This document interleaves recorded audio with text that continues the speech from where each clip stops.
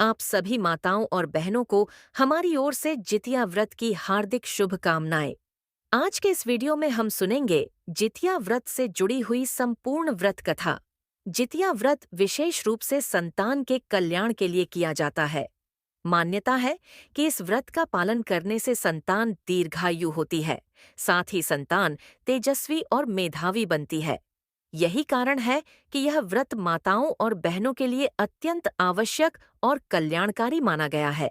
मेरी माताओं एवं बहनों, शास्त्रों के अनुसार जो महिला जितिया व्रत करती है, उसकी संतान की रक्षा स्वयं भगवान श्री कृष्ण करते हैं। इसीलिए इस व्रत का महत्व और भी अधिक बढ़ जाता है। जितिया व्रत को जीवित पुत्रिका व्रत के नाम से भी जाना जाता है। पूर्वांचल में मनाया जाने वाला यह पर्व अत्यंत महत्वपूर्ण माना गया है और शास्त्रों में इसका उल्लेख मिलता है। हिंदू धर्म की एक महान पौराणिक कथा के अनुसार, जब महाभारत के युद्ध के दौरान अश्वत्थामा ने अभिमन्यु की पत्नी उत्तरा के गर्भ में पल रही संतान को मारने का प्रयास किया था, तब भगवान श्री कृष्ण ने अपनी दिव्य शक्तियों से उस संतान को पुनः जीवित कर दिया। जन्म के बाद इस पुत्र का नाम जीवित पुत्रिका रखा गया। ऐसा माना जाता है कि तभी से जीवित पुत्रिका यानी जितिया व्रत की परंपरा शुरू हुई। हर वर्ष यह व्रत आश्विन माह के कृष्ण पक्ष की अष्टमी तिथि के दिन रखा जाता है। संयोगवश इसी दिन पितृपक्ष की अष्टमी तिथि का श्राद्ध भी किया जाता है। इस व्रत में भगवान श्री गणेश, माता पार्वती और भगवान शिव की विधि पूर्वक पूजा अर्चना की जाती है। वैसे तो इस व्रत की पूजा प्रदोष काल में करने का विधान है, लेकिन यदि मेरी प्यारी माताएं और बहनें किसी कारणवश इसे पहले करना चाहें, तो ध्यान रखें कि पूजा का समय राहु काल से मुक्त होना चाहिए। तभी पूजा करें और पूरे सच्चे श्रद्धा भाव से व्रत कथा अवश्य सुने, क्योंकि बिना कथा सुने कोई भी व्रत पूर्ण नहीं माना जाता और न ही उसका पुण्य फल प्राप्त होता है। तो चलिए, अब हम इस पावन व्रत की कथा श्रवण करते हैं। मित्रों, अब आप सभी ध्यानपूर्वक सुनिए जितिया व्रत के पीछे की यह अद्भुत और महान कथा, जिसमें भगवान गणेश जी का स्वरूप और उनकी लीला हमें गहरे संदेश देती है। बोलिए गणपति बप्पा मोरया। एक बार की बात है, गणेश जी महाराज एक सेठ के खेत से होकर जा रहे थे। चलते चलते उन्होंने उस खेत से 12 दाने अनाज के तोड़ लिए। जैसे ही उन्होंने उन दानों को हाथ में लिया, उनके हृदय में एक ख्याल आया, अरे, मैंने तो यह क्या कर दिया? मैंने सेठ जी के खेत से चोरी कर ली। गणेश जी का मन तुरंत पछतावे से भर गया।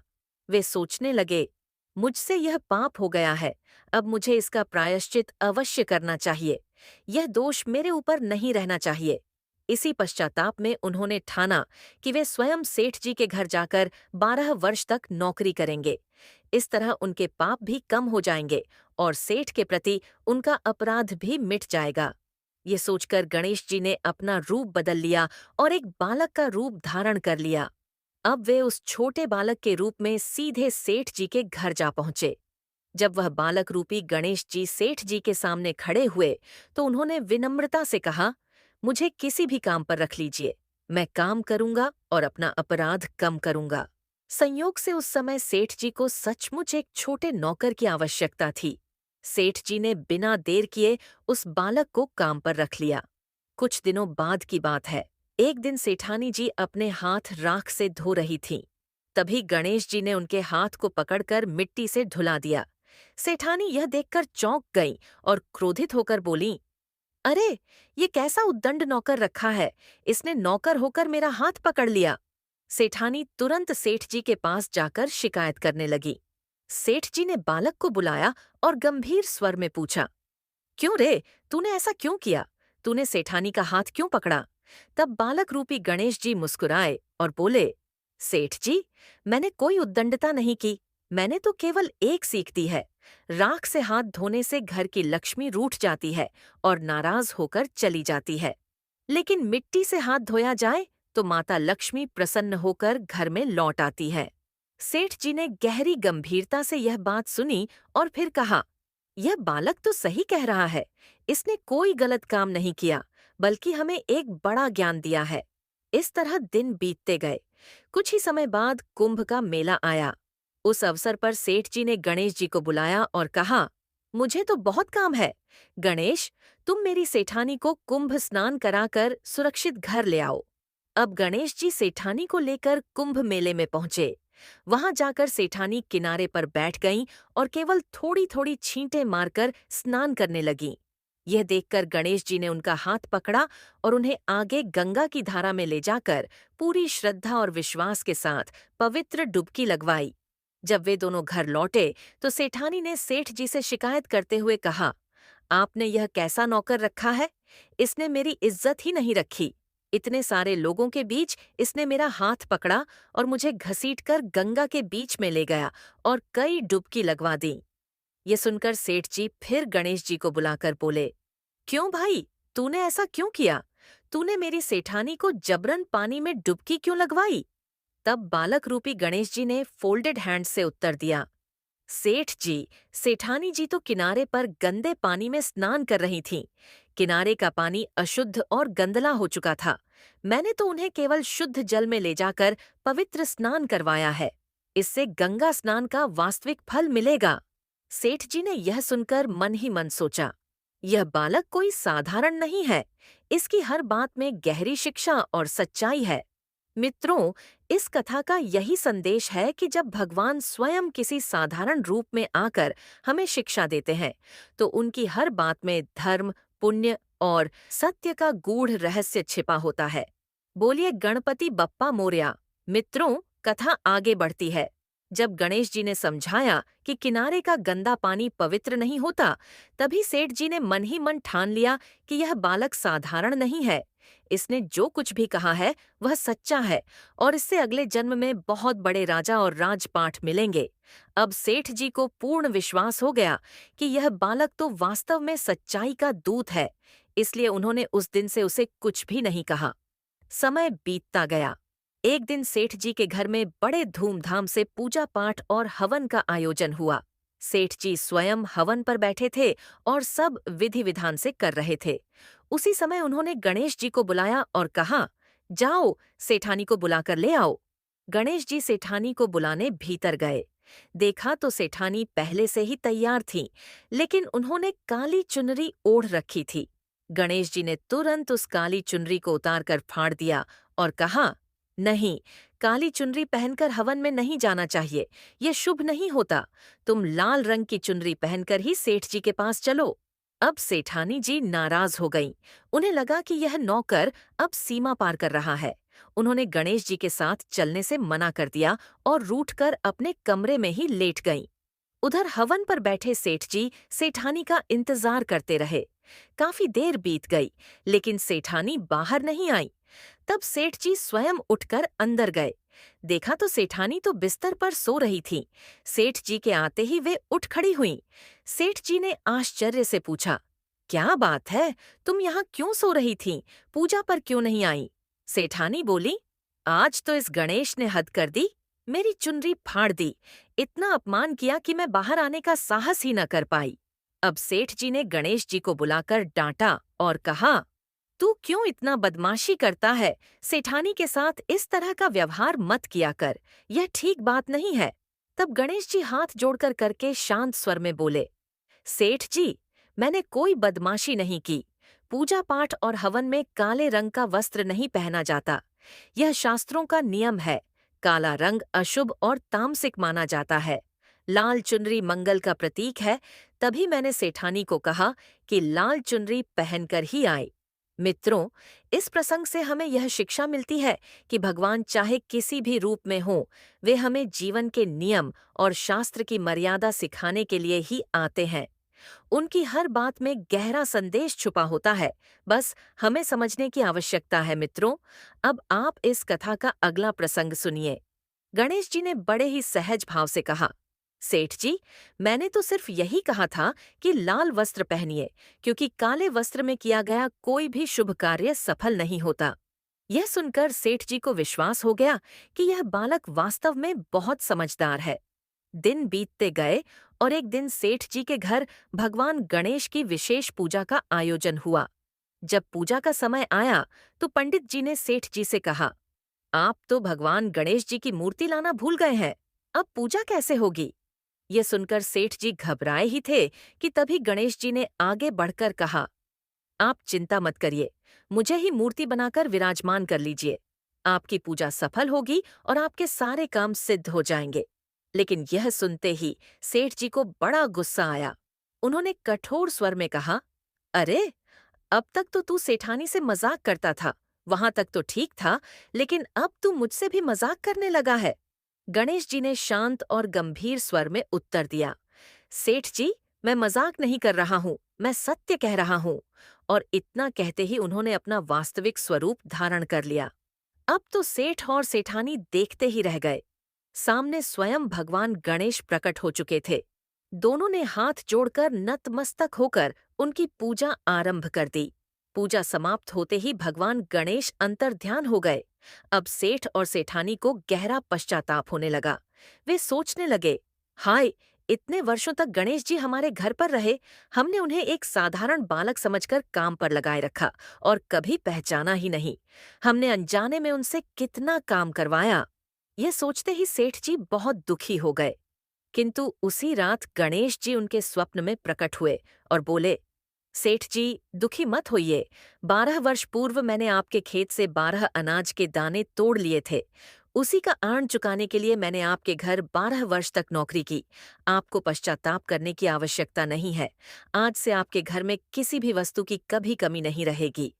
गणेश जी के इस आशीर्वाद से सेठ और सेठानी पुत्रवान और धनवान हो गए। हे गणेश भगवान, जैसी कृपा आपने सेठ और सेठानी पर की, वैसी ही कृपा हम सब पर भी बनाए रखिए। बोलो गणेश गजानन की जय। मित्रों, अब चलिए सुनते हैं जितिया व्रत की दूसरी कथा। एक समय की बात है। एक सेमर के पेड़ पर एक चील रहती थी और पास की झाड़ी में एक सीरन, लोमड़ी भी रहती थी। धीरे धीरे कुछ ही दिनों में दोनों में गहरी मित्रता हो गई। वे घंटों बैठकर बातें करतीं। जो भी भोजन चील को मिलता, वह अपने हिस्से का कुछ भाग उस सीरन को भी देकर खिलाती थी। मित्रों, कथा आगे बढ़ती है। चील और सियारिन की मित्रता बहुत गहरी थी। चील जो भी भोजन पाती, उसमें से कुछ हिस्सा अवश्य अपनी सखी सियारिन को देती थी। इसी प्रकार सियारिन भी चील का हर प्रकार से ध्यान रखती थी। इस तरह दोनों का जीवन स्नेह और आनंद से कट रहा था। एक बार की बात है, वन के पास स्थित गांव में औरतें जितिया व्रत की पूजा की तैयारी कर रही थीं।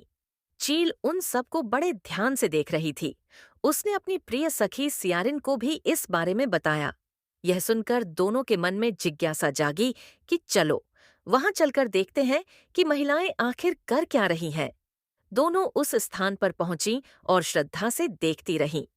उन्होंने देखा कि कैसे महिलाएं पूजा पाठ कर रही हैं, कैसे व्रत की कथा कही और सुनी जाती है। सारी विधि विधान को उन्होंने बड़े गौर से देखा और सुना। जब पूजा समाप्त हुई, तब दोनों ने निश्चय किया कि हम भी यह व्रत करेंगे।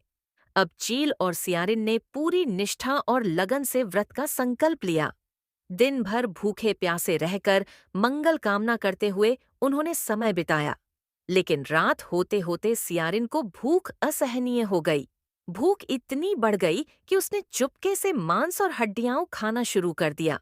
जैसे ही उसने हड्डी चबाना शुरू किया, तो उसकी कड़क कड़क की आवाज आने लगी।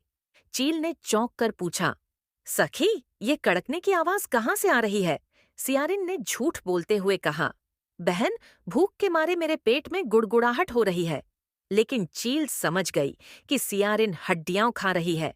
तब चील ने उसे डांटते हुए कहा, जब व्रत निभाना ही नहीं था तो संकल्प क्यों लिया?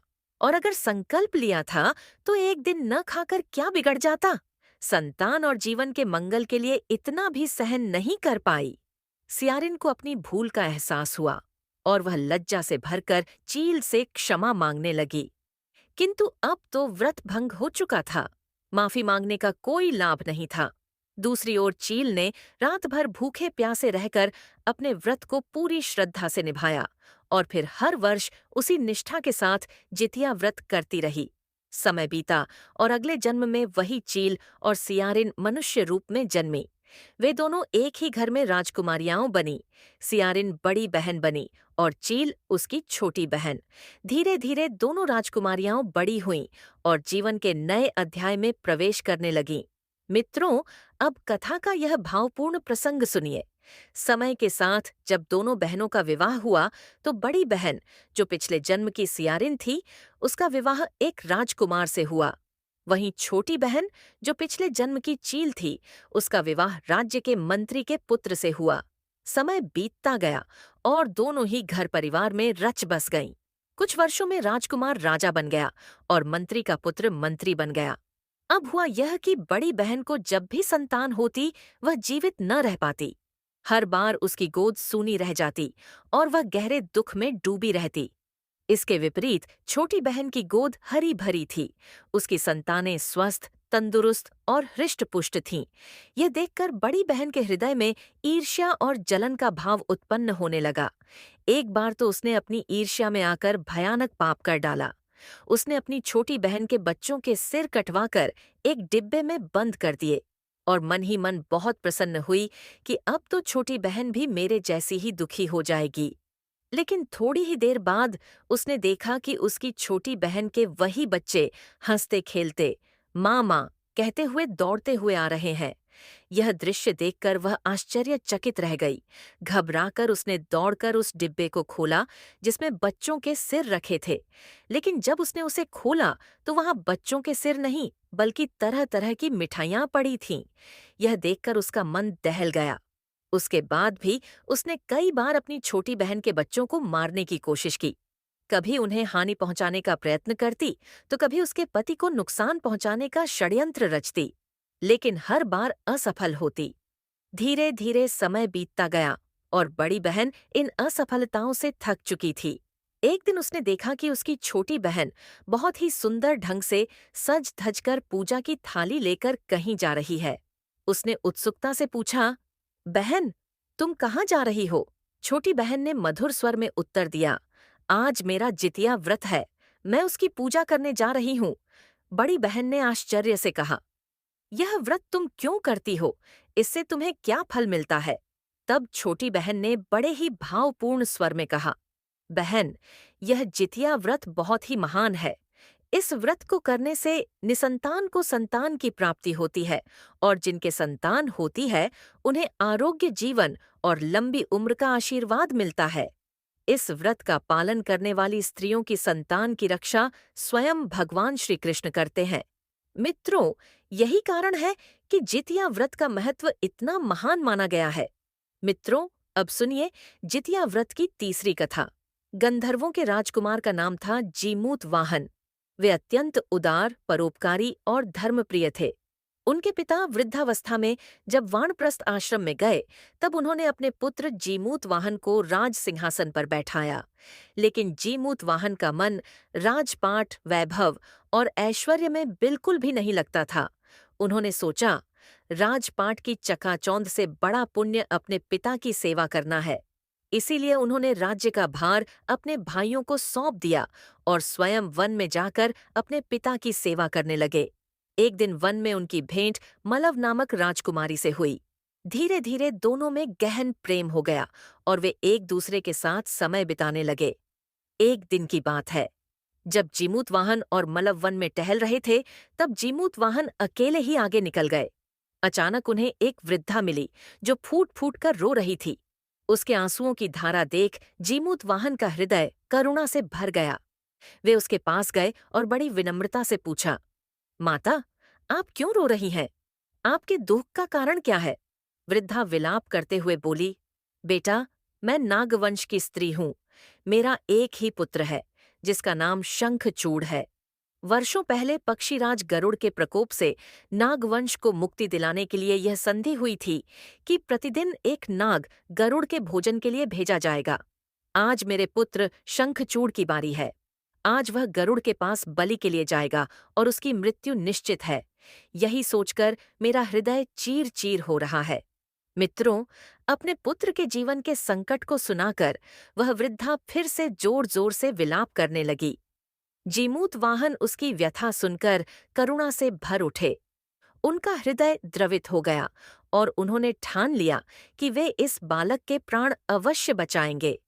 यही है जितिया व्रत की तीसरी कथा का प्रारंभ, जिसमें त्याग, करुणा और परोपकार की सबसे बड़ी मिसाल प्रस्तुत की जाती है।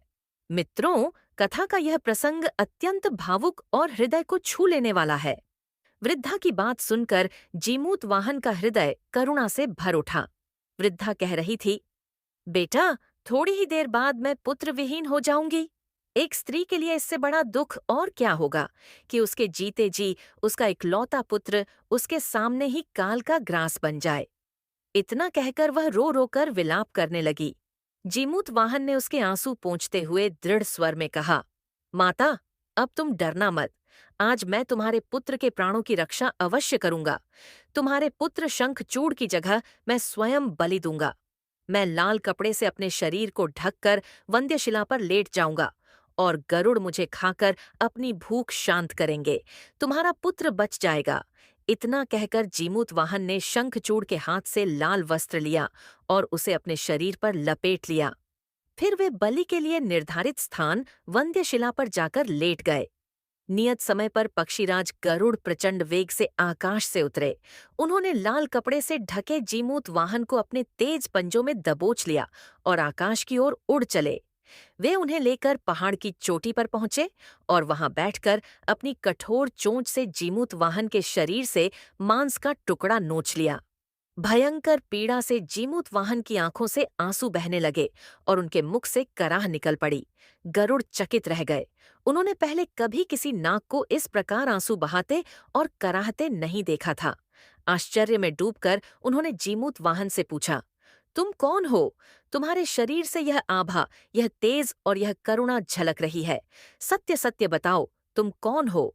तब जीमूत वाहन ने शांत स्वर में सारा किस्सा सुना दिया। उन्होंने कहा, मैं गंधर्व वंश का राजकुमार जीमूत वाहन हूँ, परंतु आज मैं यहाँ अपने प्राणों की आहुति देने आया हूँ ताकि एक माँ की गोद सूनी न हो। उस स्त्री के पुत्र की रक्षा के लिए मैंने अपना जीवन दांव पर लगाया है। हे गरुड़देव, अब आप मुझे खाकर अपनी भूख शांत कीजिए। यह सुनकर गरुड़ का हृदय द्रवित हो उठा। वे गहराई से सोचने लगे, हाय, मैं देवों के संरक्षण में रहते हुए भी प्रतिदिन निर्दोष नागों की बलि लेता हूँ, जबकि यह मनुष्य स्वयं पराई संतान की रक्षा के लिए अपने प्राणों की आहुति देने आ गया। इसका हृदय कितना विशाल है, इसका त्याग कितना महान है। तुरंत ही गरुड़ ने जीमूत वाहन को अपने पंजों से मुक्त कर दिया और भावुक होकर बोले, हे महापुरुष, आपने आज मुझे सच्चा धर्म और परोपकार का मार्ग दिखाया है। मित्रों, अब कथा का यह अंतिम और अत्यंत पावन प्रसंग ध्यान से सुनिए। गरुड़ जी ने जीमूत वाहन की त्यागमयी भावना और परोपकार की शक्ति देखकर अत्यंत प्रसन्न होकर कहा, हे उत्तम मनुष्य, तुम्हारे भाव और बलिदान से मैं बहुत ही प्रसन्न हूँ। मैंने तुम्हारे शरीर पर जो घाव कर दिए हैं, उन्हें मैं अभी ठीक कर देता हूँ। तुम अपनी प्रसन्नता के लिए मुझसे कोई वरदान मांग सकते हो। तब जीमूत वाहन फोल्डेड हैंड्स होकर बोले, हे पक्षीराज, आप तो सर्वसमर्थ हैं। यदि आप प्रसन्न हैं और सचमुच मुझे वर देना चाहते हैं, तो कृपया सर्पों को अपना आहार बनाना छोड़ दीजिए। आपने अब तक जितने भी निर्दोष नागों के प्राण लिए हैं, उन्हें जीवनदान दीजिए। गरुड़ ने उनकी करुणा और धर्मशीलता को स्वीकार किया और सभी नागों को जीवनदान दे दिया। साथ ही उन्होंने वचन दिया कि वे आगे से नागों की बलि नहीं लेंगे। इस प्रकार जीमूत वाहन के साहस और त्याग से पूरी नाग जाति की रक्षा हुई। गरुड़ ने आशीर्वाद देते हुए कहा, हे राजा, तुम्हारी जैसी इच्छा वैसा ही होगा। आज से जो भी स्त्री तुम्हारे इस अद्भुत बलिदान की कथा सुनेगी और विधिवत इस व्रत का पालन करेगी, उसकी संतान मृत्यु के मुख से भी बच जाएगी। इसी कारण से पुत्र की रक्षा हेतु जीमूत वाहन की पूजा की प्रथा आरंभ हुई। यह कथा तो स्वयं भगवान शंकर ने माता पार्वती को कैलाश पर्वत पर सुनाई थी। इसीलिए जीवित पुत्रिका यानी जितिया व्रत के दिन भगवान श्री गणेश, माता पार्वती और भगवान शिव की पूजा तथा ध्यान करने के बाद इस व्रत कथा को सुनना अनिवार्य माना गया है। मित्रों, अब सुनिए जितिया व्रत की चौथी कथा, जो महाभारत काल से जुड़ी है। जब महाभारत का भयंकर युद्ध समाप्त हुआ, तब गुरु द्रोणाचार्य के पुत्र अश्वत्थामा अपने पिता की मृत्यु से अत्यंत दुखी और क्रोध से भर गए। बदले की आग में जलते हुए वे रात्रि के समय पांडवों के शिविर में घुस गए और वहां 5 सोए हुए लोगों को पांडव समझकर मार डाला। किंतु वे पांडव नहीं, बल्कि द्रौपदी की 5 संतानें थीं। इस भीषण अपराध के कारण अर्जुन ने अश्वत्थामा को बंदी बना लिया और उसकी दिव्य मणि भी छीन ली। अपमान और क्रोध से भरे अश्वत्थामा ने प्रतिशोध लेने के लिए अपना ब्रह्मास्त्र प्रयोग किया और उसे पांडवों की वंश वृद्धि रोकने हेतु उत्तरा की अजन्मी संतान पर लक्षित कर दिया। ब्रह्मास्त्र का निष्फल होना असंभव था। उत्तरा की कोख में पल रहा वह शिशु गर्भ में ही मृत्यु को प्राप्त हो गया। लेकिन वह संतान पांडव वंश की अंतिम आशा थी। तब भगवान श्री कृष्ण ने अपने समस्त पुण्य फल का दान उस अजन्मे शिशु को किया और उसे गर्भ में ही पुनः जीवन प्रदान किया। गर्भ में मरकर फिर से जीवित होने के कारण उसका नाम जीवित पुत्रिका पड़ा। वही आगे चलकर महान राजा परीक्षित बना। तभी से इस व्रत को अत्यंत श्रद्धा और विश्वास के साथ करने की परंपरा प्रारंभ हुई, ताकि हर माँ की गोद हरी भरी रहे और संतान की रक्षा स्वयं भगवान श्री कृष्ण करते रहे। मित्रों, आशा है कि आपको हमारी ओर से सुनाई गई जितिया व्रत की संपूर्ण कथा अवश्य पसंद आई होगी। यदि आपको यह वीडियो अच्छा लगा हो तो कृपया इसे लाइक करें और चैनल को सब्सक्राइब करना न भूलें। आपका इस वीडियो को